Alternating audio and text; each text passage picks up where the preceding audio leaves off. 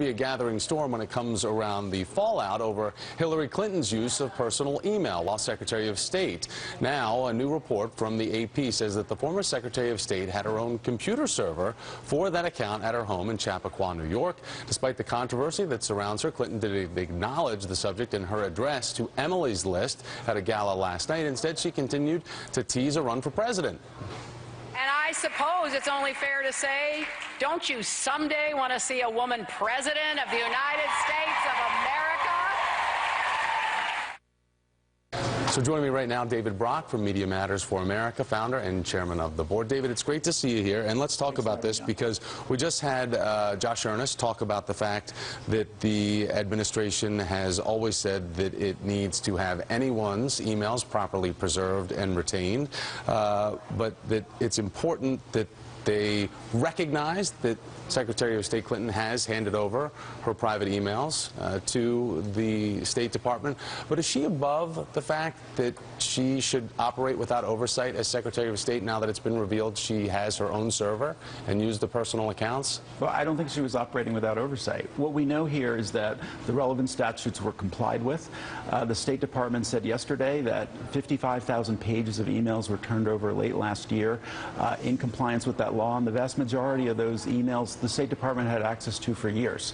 So there's really not a question of proper oversight here. Everything was done properly. The problem we have is a manufactured controversy in the media, which started with yesterday's New York Times and continues with some of the media reports today, unfortunately. So you don't think that it's of any alarm that a cabinet-level official runs their own email operation out of their private home through their personal account with no oversight from the president?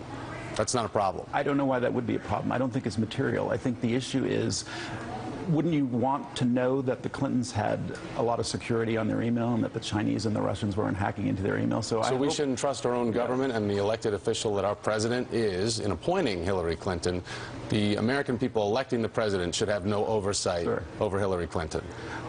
No, that's really not. I don't understand what you're saying about oversight. Look, what Josh no access to her email. I mean, that every other federal government employee. To the email. The vast majority of these the emails that she wants to give up. If you have your own server in your house, you can control them. What you release to the State Department is they're trying to retain 55,000 emails that they may or may not have. In my view, what's important is that the law was complied with. All of these emails, the 55,000 pages, were turned over. And another point at the State Department briefing yesterday was that the vast majority of those emails were in the State Department for years. So I don't understand the question about oversight. I think that that the law was complied with. So you don't find it at all a problem that a cabinet-level member has their own server and runs their own email operation through a personal account doing government business and not CCing most of the emails to people in her office or even to her own .gov account? You find no problem with that?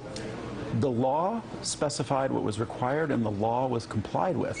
You know, Jeb Bush has his own private server. Lots of people in public life do that, and they want to have security on their email, and I think we should want that too. So should we trust our government that they have proper safety in place for our government officials to use their .gov accounts or not? Well, look, the law from 2009 was judged to be not totally adequate, and so the rules were tightened in 2013 and 2014. Secretary Clinton had left office by then. There's ample precedent for the fact that a cabinet officer would use personal email. It happened all the time in the Bush cabinet. And so there's no reason to think that this wasn't handled entirely properly, except for the fact that this is related to the Republicans in Benghazi and the leaking of stories and trying to harass Hillary Clinton and get access to all these emails and go on a big fishing expedition because they've failed in what they've tried to do for years. They've been 10 investigations of this, Robert and Thomas, and there's been no wrongdoing shown, and that's what's behind this. But you think this is just smart politics? Not what's getting covered. You think this is smart politics from Hillary Clinton to have done this? Smart politics? Correct. I don't think this is a political issue, and I think it's no issue. I think this is an issue that's ginned up only by the Republicans for partisan purposes. Unfortunately, we've seen this time and again with the Benghazi Committee, where mainstream media outlets have been taken in. They think there's something there. This story, Thomas, is totally unraveled in the last day. The main source of the Times came out and said she didn't violate the law. But for an administration that sold transparency and saying it's the most transparent administration president in modern times. Does this put a blemish and bruise on that because of the fact that the Obama administration was allowing a cabinet member official to run their own email operation with their own server? I don't think that means so. they can pick and choose what they choose to make public record. I understand, but all the relevant email, okay, all the pertinent email has been turned over. How do we know? It's in the government hands. How do we know? Because, I mean, that's controlled by the Clinton IT people. That's what the State Department said. But how do they know what they don't even know? Well, look, do you know how the Federal Records Act actually works?